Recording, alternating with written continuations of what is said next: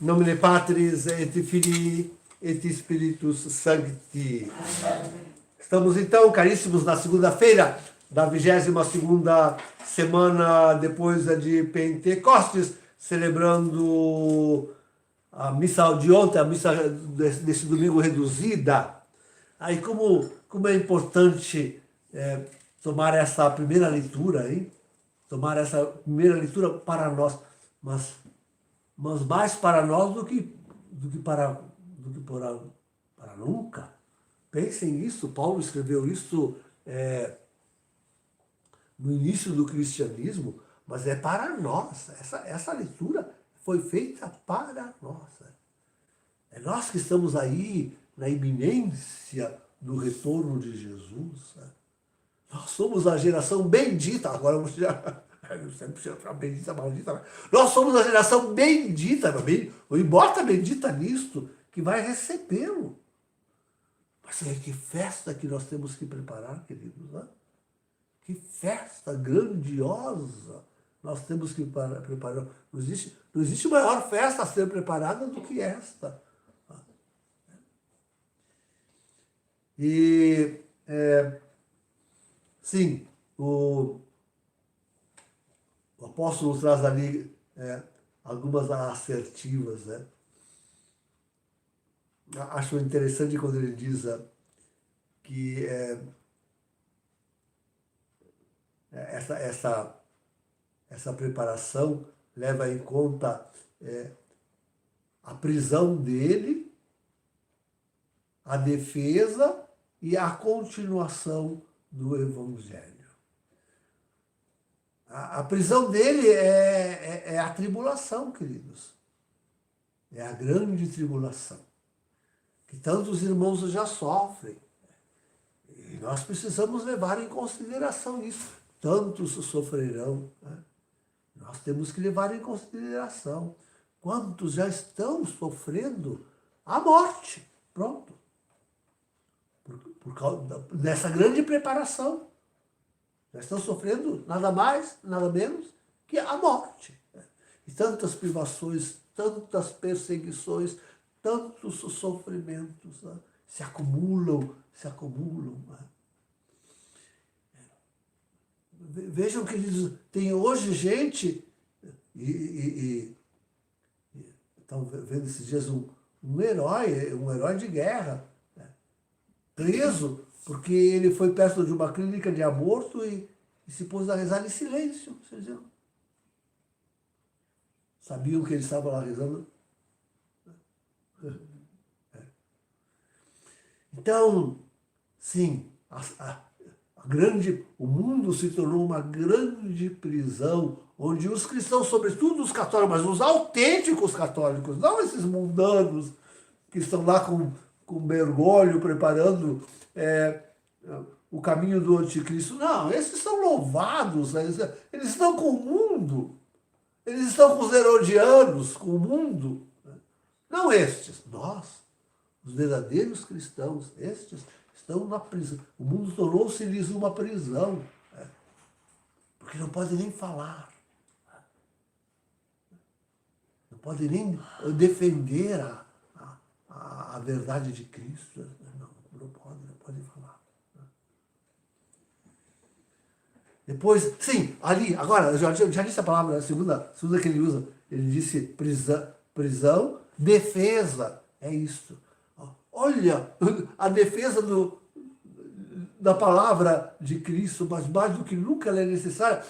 E como que não é dentro da igreja, mas na luta como esta contra a igreja. Mas a palavra de Deus está sendo aviltadíssima nesse ensino da sinodalidade. A primeira coisa que está sendo aviltada, que sofre, desfaz e vai ao resto do chão, é a palavra de Deus. Defesa da palavra de Deus, da moral católica, dos seus costumes, né? De tudo que é belo na vida, de tudo que é belo, tudo que é belo. Essa é a tarefa nossa tarefa. Nós é que temos aqui que defender, defender a vida cristã, vida católica, no cultivo da palavra, nos sacramentos, na missa, né? na vida verdadeiramente cristã, moral e ilibada. Queridos, assim, nós, a defesa do Evangelho. Essa é conosco isto. Né? Temos que defender o Evangelho. Está sendo atacado tremendamente, terrível. E o pior é por aquela que conserva a aparência de igreja. Não é a igreja católica, mas lhe conserva a aparência. Os cargos, os nomes, os mais pomposos estão lá. Né?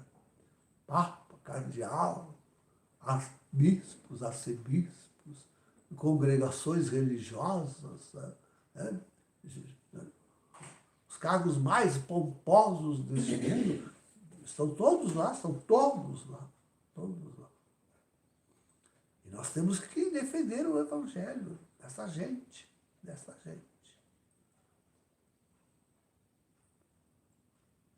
Por que Bergoglio não tem preocupação, por exemplo, só para dar um pequeno exemplo, com o diaconato, o sacerdócio feminino, o casamento homossexual, uma missa que não seja mais católica, né? Porque isso começa... Isso é um método jesuítico.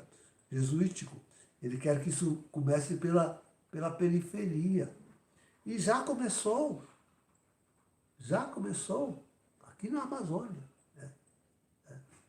Já está ad experimento, oficialmente, hein? Oficialmente, ad experimento. Mas vamos ver quem está promovendo isso, os padres que fizeram essa reforma. Vamos ver que esses homens não têm fé nenhuma, não têm tradição católica alguma. São uns ímpios, são completamente ímpios. Contra os evangelhos, contra o catecismo, contra a tradição católica, contra tudo aquilo que merece o nome de católico. Mas esperar o quê? E assim vem o resto. Vem tudo de arrasto. Defender a fé, defender o Evangelho. Nossa incumbência final. E a continuação do Evangelho. Muito interessante ele colocar isso, a continuação do Evangelho. E esse futuro cardeal aí gritando, e não é só um, né? Não é só um, e nem é o principal é Bergoglio, gritando que não se deve evangelizar, não se deve batizar, não se deve celebrar, gritando isso em todas as mídias, né? Internacionalmente gritando isso. Né? Então, nós é que temos que fazer a continuação do Evangelho. Fazer com que esse Evangelho continue no nosso tempo, para o fim do mundo, para o retorno de Jesus, fazer com que isso continue no nosso tempo.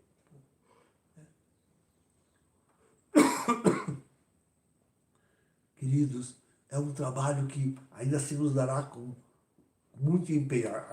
Ainda agora, com certeza, nós temos que continuar. Se deixarmos agora romper, né? Então, não, nós temos que continuar já agora. Continuar. Né? Mas sabemos que agora é o tempo das trevas, né? É o tempo do silêncio do Cristo que está sendo julgado, né? Julgado por este mundo. Jesus não fez silêncio diante de Pilatos, é o tempo do silêncio, né? Do Cristo que está sendo julgado. Né? Mas logo voltará de novo a liberdade. E se nós tivermos conservado o Evangelho, então nós poderemos dar continuação. Né? Chegará o tempo ainda em que todos os homens que estarão, 1/3 da humanidade, desejarão ardentemente ser evangelizados. Desejarão ser ardentemente evangelizados. Nós temos que dar continuidade a isto. É a nossa tarefa, é a nossa missão. Né? continuar isso. É muito rica essa missa, essa epístola, é muito rica, muito rica, muito rica. Valeria a pena pegar e ficar meditando ela, fazendo dela um tempo de oração, de meditação.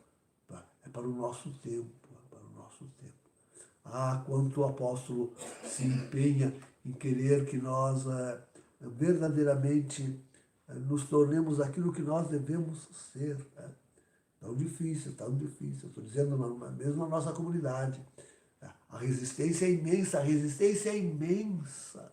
No meio de nós temos uma resistência imensa de sermos comunidade escatológica que espera Jesus no seu retorno.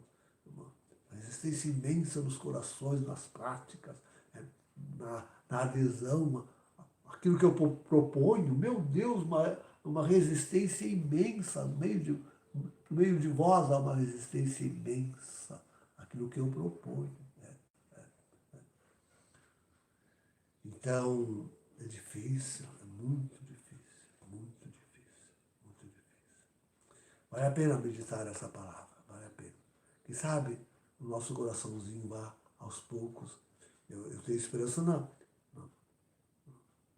grande iluminação, né? Caiamos em nós.